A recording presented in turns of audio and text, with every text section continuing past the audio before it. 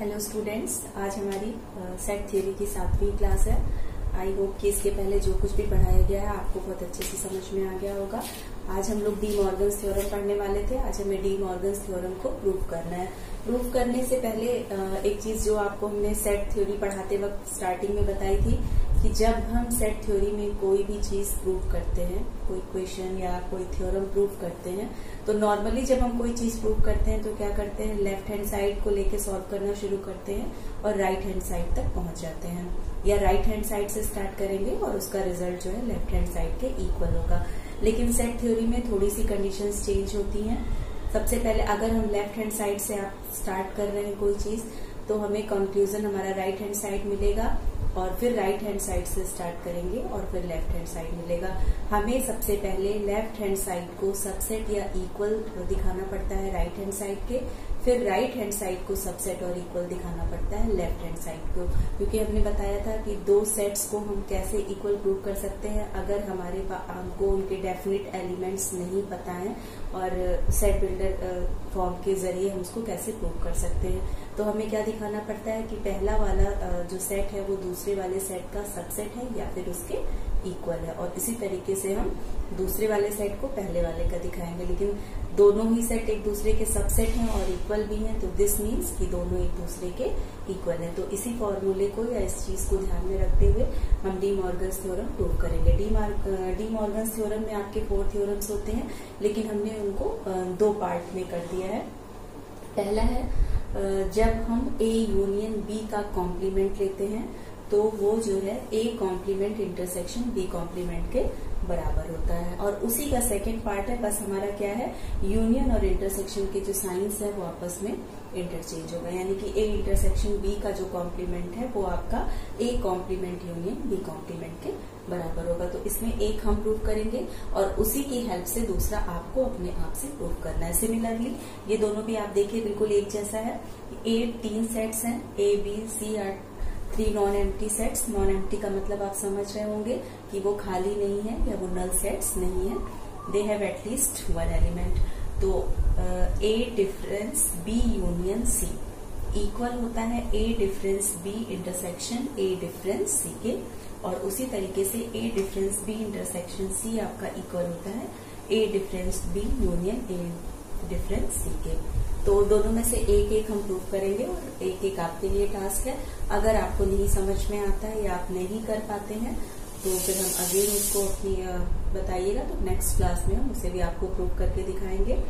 और आपको जो हमने टास्क दिया था कि आपको डिस्ट्रीब्यूटिव जो थ्योरी या प्रॉपर्टी होती है यूनियन और इंटरसेक्शन के लिए, हमने बताया था intersection is distributive over union and union is also distributive over intersection. तो आपने वो कर लिया, क्योंकि उसके रिगार्डिंग कोई क्वेश्चंस नहीं आए मेरे पास, तो ऐसी उम्मीद है कि आपने कर लिया होगा। तो चलिए स्टार्ट करते हैं। सबसे पहले इसमें पहला वाला लेंगे। लेफ्ट हैंड साइड हमारी क्या है, is equal to A union B का कॉम्प्लीमेंट। यहां से हमको ये रिजल्ट डिराइव करना है, और अगले स्टेप में हमको लेफ्ट हैंड साइड से राइट हैंड साइड का रिजल्ट डिराइव करना है। डेरिवेशन आप बहुत अच्छे से देखेंगे, क्योंकि आपके एग्जाम में डी मॉर्गन्स थ्योरम प्रूव करने के लिए आता है। Let x is element of A union B का कॉम्प्लीमेंट। अगर x एलिमेंट है a यूनियन b के कॉम्प्लीमेंट का, this means x is not the element of a union b। और अगर x a यूनियन b में नहीं है तो क्या मतलब है कि x is not the element of a and x is not the element of b। क्योंकि अगर a में नहीं होता और b में होता तब भी a यूनियन में आता, और अगर A में होता और B में नहीं होता तब भी A यूनियन B में आता। लेकिन X clear cut not present in A union B, this means X is not present in A and X is not present in B। When X is not the element of A, then X is element of A complement। Complement की definition से आप जानते होंगे, and X is element of B complement। And conjunction हम कब use करते हैं, intersection के लिए। तो this means x is element of a intersection A complement intersection B का कॉम्प्लीमेंट। अब आप ये देख रहे हैं कि लेफ्ट हैंड साइड में हमने कहां से स्टार्ट किया था, ए यूनियन बी का कॉम्प्लीमेंट इज इक्वल टू ए का कॉम्प्लीमेंट इंटरसेक्शन बी का कॉम्प्लीमेंट। तो इसका मतलब ये हुआ कि ए यूनियन बी के कॉम्प्लीमेंट के एलिमेंट हमें कहाँ मिल रहे हैं। तो हम एकदम श्योरिटी के साथ नहीं कह सकते कि दोनों सेट्स इक्वल हैं, लेकिन हम सबसेट की डेफिनेशन जानते हैं। जब किसी सेट के सारे एलिमेंट्स किसी दूसरे सेट में पाए जाते हैं तो पहला वाला सेट जो होता है वो दूसरे वाले सेट के सबसेट होता है, या फिर सबसेट ऑफ इक्वल। तो ए यूनियन बी का कॉम्प्लीमेंट इज सबसेट और इक्वल टू ए का कॉम्प्लीमेंट इंटरसेक्शन बी का कॉम्प्लीमेंट, और ये हमारी हो जाएगी इक्वेशन नंबर 1। यहां से आप देख सकते हैं LHS इज सबसेट और इक्वल टू RHS। ये हमने प्रूफ कर दिया, लेकिन अभी भी हमारा थ्योरम प्रूफ नहीं हुआ है। यही सेम रिजल्ट अगर हम राइट हैंड साइड से स्टार्ट करते हुए लेफ्ट हैंड साइड पे लेके आएंगे, और जब हम राइट हैंड साइड को लेफ्ट हैंड साइड का सबसेट और इक्वल दिखा लेंगे, तब हम कह सकते हैं सिर्फ सेट्स के लिए कि left hand side is equal to right hand side. तो अब स्टार्ट करेंगे।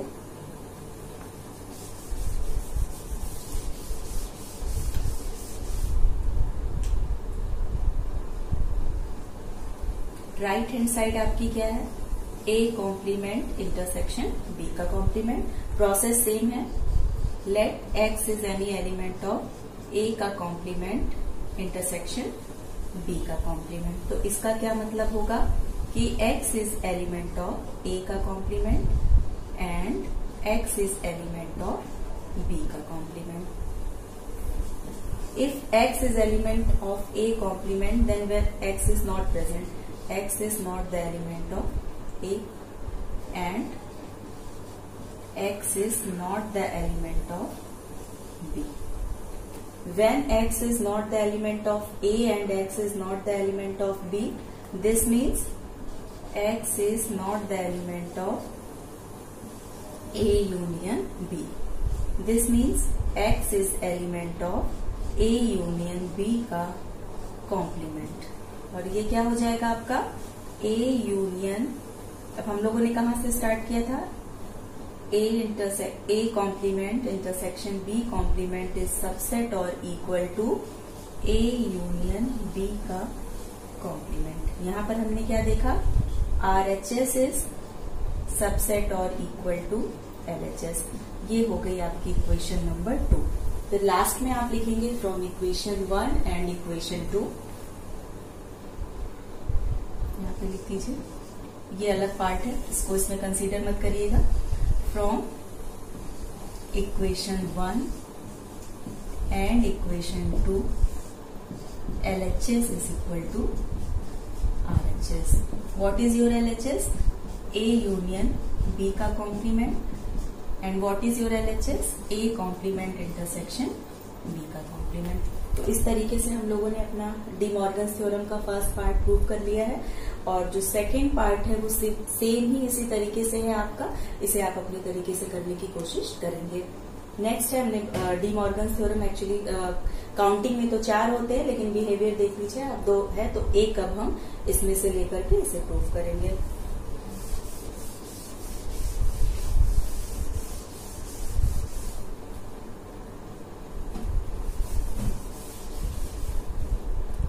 क्या है आपका LHS आपका है, पहला वाला हम इसमें से लेंगे A difference B union C। ये है आपका, और हमें आपको इसे प्रूव करना है इसके बराबर। तो प्रोसीजर सेम है, x कोई एलिमेंट एज्यूम करेंगे, let x is element of A difference B union C। तो इसका क्या मतलब होता है कि x is element of A, difference के लिए कंजंक्शन यूज होता है, and x is not the element of B union C। Again x is element of A, and अब इसको भी आप सेट बिल्डर फॉर्म में कन्वर्ट कर लीजिए। जब x B यूनियन C का एलिमेंट नहीं है, this means x is not present in B and x is not present in C। दोनों में नहीं है। अब हम इसे एक्सपैंड करेंगे, पेयर बनाएंगे, क्योंकि हमारा आंसर देखिए, हमें कोई भी चीज प्रूव करने के लिए बहुत सोचने की जरूरत नहीं, आपको थोड़ा सा लॉजिकल होना पड़ेगा। आप यहाँ पर देख रहे हैं जो पेयरिंग है सेट्स की, यहाँ पर ये सिंगल सेट है और ये दोनों सेट्स पेयर में है, और जो हमारा आंसर है उसमें जो पहला वाला सेट है वो भी 2 सेट की पेयरिंग से बना है, और जो दूसरा वाला सेट है वो भी 2 सेट की पेयरिंग में बना है। तो इसे भी हमें ओपन करना होगा और पेयरिंग करनी होगी। हमें ओपन कर लेंगे, x is element of A, इसको खोलने का तरीका, and x is not the element of B, फिर सिंबल क्या है, and x is element of A, क्या है second term, x is not the element of C। अब सब हमें सेट बिल्डर फॉर्म में मिल गया है, हमारी पेयरिंग भी कंप्लीट हो गई है। तो आप इसे यहाँ पर देख सकते हैं। अगेन इसको सेट बिल्डर फॉर्म से अपने सिंबल फॉर्म में लेके आएंगे। When x is element of A and x is not the element of B, this means x is element of A difference B।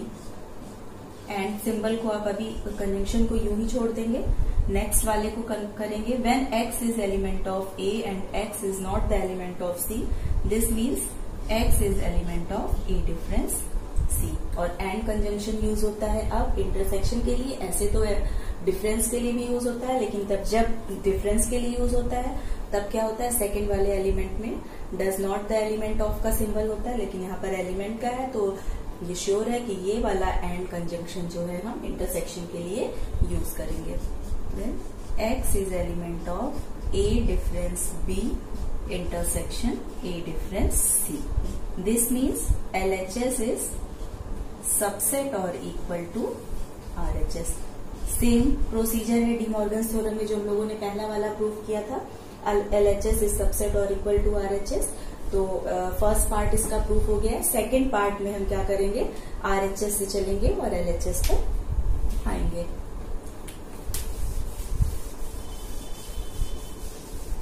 इसी थ्योरम को हम RHS से लेकर के चलेंगे। रीजन आपको पता है, RHS हमारा क्या है, RHS is equal to A difference B intersection A difference C। Let x is element of A difference B intersection A difference C। इसका क्या मतलब हुआ, x is element of A difference B and intersection के लिए conjunction use होगा, and x is element of A difference C। अभी भी symbols रह गए हैं, x is element of A and x is not the element of B from the definition of difference, and x is element of A and x is not the element of C। अब यहाँ पर देखिए, जब हम लोग left hand side से right hand जा रहे थे तो यहाँ पर सिंगल सेट था, पेयर्ड सेट था, तो और जो हमारा राइट हैंड साइड में था paired set and paired set. अब हमको पेयर और पेयर सेट से एक यहाँ पर सिंगल सेट और यहाँ पर पेयर्ड सेट में कन्वर्ट करना है। ये आपको लॉजिक लगानी है। वहां पर हमने एक्सपैंड किया था, यहाँ पर हमको क्या करना पड़ेगा, कॉमन लेना पड़ेगा। तो दोनों पार्ट में से हम क्या चीज कॉमन ले सकते हैं, आप देख रहे हैं x is element of A and x is element of A, दोनों साइड है, इसे हम कॉमन निकाल लेंगे, x is element of A। अब आपको क्या करना है, सिंबल सभी जगह एंड है, बीच में एंड आ गया, क्या बचेगा आपका, x is not the element of B and x is not the element of C। ये कंडीशन कब रहती है, जब x B में भी नहीं है और C में भी नहीं है, तो वो कहां पर प्रेजेंट नहीं होगा, x B यूनियन C, यानी B और C के यूनियन में प्रेजेंट नहीं होगा। तो x is element of A and x is not the element of B union C। अब आप देख रहे हैं पिछली बार हमने एंड कंजंक्शन को इंटरसेक्शन में कन्वर्ट किया था, क्यों, क्योंकि वहां पर दोनों side x is element of any set and x is element of any set, वहां पर उसका जो सेंस था वो कॉमन से था। लेकिन आप यहाँ पर देख रहे हैं पहले वाले पोर्शन में x is element of a, conjunction same है डिफरेंस और इंटरसेक्शन के लिए, लेकिन जब हम डिफरेंस के लिए जब कंजंक्शन एड यूज करते हैं, जो सेकेंड वाला पार्ट रहता है वो किसी पार्ट को इलिमिनेट या निगेटिव करने की बात करता है। तो यहाँ पर आप देख लीजिए x is not the element of B union C। This means ये जो कंजंक्शन एड है वो आपका डिफरेंस के लिए है। तो x is element of A difference B union C, ये आपका हो गया।